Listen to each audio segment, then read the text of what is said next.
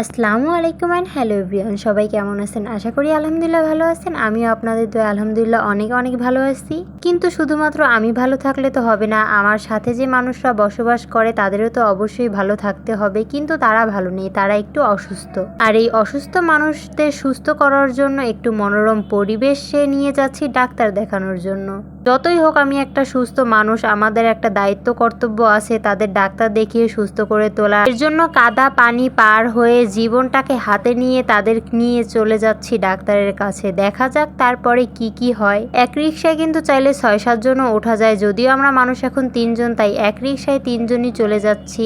কোথায় যাচ্ছি সেটাই দেখতে থাকেন। আর আমাদের কিন্তু ছায়া দেওয়ার মতো একমাত্র আছেই গাছ, যে গাছ আমরা প্রতিনিয়ত কেটে ফেলতেছি। আমাদের কিন্তু প্রতিটা মানুষেরই উচিত একটা গাছ কেটে ফেললে ন্যূনতম তার পরিবর্তে ৩টা গাছ লাগানো।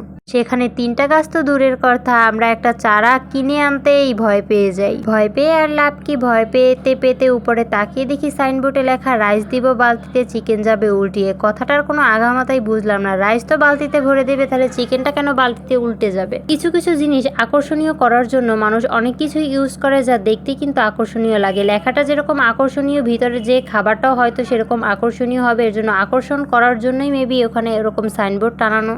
যাই হোক, আমরা মূলত গিয়েছিলাম মিরপুর ১। এটাকে নাকি মুক্তিযোদ্ধা মার্কেট বলে। মুক্তিযোদ্ধা মার্কেট কেন বলা হয় আমার জানা নেই, কারণ আমি ওখানে যাওয়ার পরে শুনতে পেরেছি এটার নাম মুক্তিযোদ্ধা মার্কেট। আমরা অতি দ্রুত গিয়ে পৌঁছাতে পারলেও ডাক্তার কিন্তু অতি দ্রুত পৌঁছে আসতে পারেনি, তাই ডাক্তারের জন্য আমরা নিচেই অপেক্ষা করতে করতে দেখি এখানে অনেক সুন্দর সুন্দর কলাগুলো কাছে গিয়ে দেখি যে অর্ধেক পেকেছে তো অর্ধেক পাকেনি, আবার সব দাগ ভরা। কলা দেখে পছন্দ হয়নি, তাই উপরে চলে আসলাম। এসে দেখি পেঁয়াজা আর পেঁয়াজার অভাব নেই, যদিও এগুলো সাইনবোর্ডে, চাইলেও আমি নিয়ে আসতে পারবো না। উপরে গিয়ে ডাক্তারের অপেক্ষা করতেছিলাম যে ডাক্তার কখন আসবে। অপেক্ষা করতে করতে দেখি তার সামনে উপরে যে ছাদ আছে, মানে নিচে অনেক দোকানপাট, উপরে হলো এগুলো ছাদের এই অবস্থা। বর্তমানে রাজধানীর প্রায় জায়গায় এরকম নাজেহাল অবস্থা, তা আপনারা নিজের চোখেই অনেকে দেখতে পারছেন। আর কি বলবো, বাইরের এমন মনোরম পরিবেশ দেখতে দেখতে দেখি ডাক্তারও চলে এসেছে। দেন ভাবি প্রথমে প্রবেশ করলো ডাক্তার দেখানোর জন্য, আর এদিকে আমি আর আমার বেআইন বসেছিলাম। ভাবি বের হওয়ার পরে আমার বেআইন যাবে ডাক্তারের কাছে ডাক্তার দেখাতে, কারণ সেও এখন একটু অসুস্থ। আমি এক সুস্থ সবল নারী, আর এই হলো অসুস্থ এক ব্যক্তি। আর মনে হইলো তোমার? অবশ্যই ডাক্তার দেখাইতে তোমরা। এই যে আমি যদি অসুস্থ হইতাম তাহলে যেভাবে হাঁটতেছি এটা কিভাবে? ওই যে তোমার তো শারীরিক সমস্যা হাঁটে না, তোমার সমস্যা তো মানসিক সমস্যা। হুইলচেয়ারে থাকে, আমরা তো তোমার তো মানসিক সমস্যা, এর জন্য মানসিক হ্যাঁ সেটা ঠিক আছে। আমি মানসিক রোগী, আমি পাগল, আমি আরো কত কিছু, তুমি আমার আরো কত কিছু বানাবো না। যা সত্যি, এই যে তুমি সব দিক দিয়ে সুস্থ আছো, তোমার মানসিক প্রবলেম আছে, তাই তুমি ডাক্তার দেখাই যাবে। শিক্ষা করো। আমি পাগল? হ্যাঁ, তোমার পাও গোল না, তোমার পাও চুপকা। আমার কই নাই কইছি আমি পাগল? হ্যাঁ, তোমার পাও চুপকা।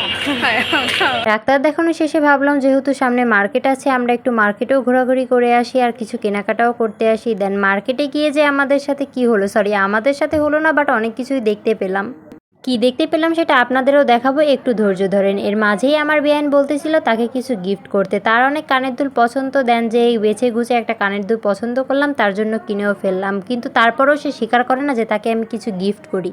এমন স্যাঁচরা মানুষকে কিছু গিফট না করাই উত্তম। যদিও স্যাঁচরা মানুষ বলতে বলতে আশেপাশে দেখি স্যাঁচরা মানুষের অভাব নেই। আর এদিকে দেখেন ক্রেতা বিক্রেতার মাঝে কিন্তু এর ভিতরে ঝগড়া শুরু হয়ে গেছে। কি নিয়ে যে ঝগড়া শুরু হয়েছে তা জানি না, কিন্তু এরা পারলে মনে করেন মারামারি এখানেই শুরু করে দেয়, চুল ছেঁড়াছেড়ি বেঁধে যায়। যদিও তারা বোরকা পরা ছিল, তাই মনে হয় চুলগুলো ধরতে পারেনি। তাদের ঝগড়া দেখে আর ওখানে 1 মিনিটও দাঁড়ালাম না, কারণ ঝগড়াঝাটি আমার দেখলে কেন যেন ভয় লাগে। ঝগড়ার কাছাকাছি আমি যাই না, আর মারামারি থেকে তো অল টাইম দূরে থাকি। আমরা এখন বাসার উদ্দেশ্যে রওনা দিচ্ছি। আমরা কিন্তু চাইলে রাস্তা ইজিলি পার হতে পারতাম, কিন্তু তারপরেও ওভারব্রিজ ইউজ করে রাস্তা পার হয়েছি, কারণ জীবনটা আগে। তাই আপনাদেরও বলবো আপনারা তাড়াহুড়া করবেন না, 2 মিনিট বেশি হলেও আপনারা ওভারব্রিজ পার হবেন অবশ্যই, কারণ জীবনের দাম সবারই আছে।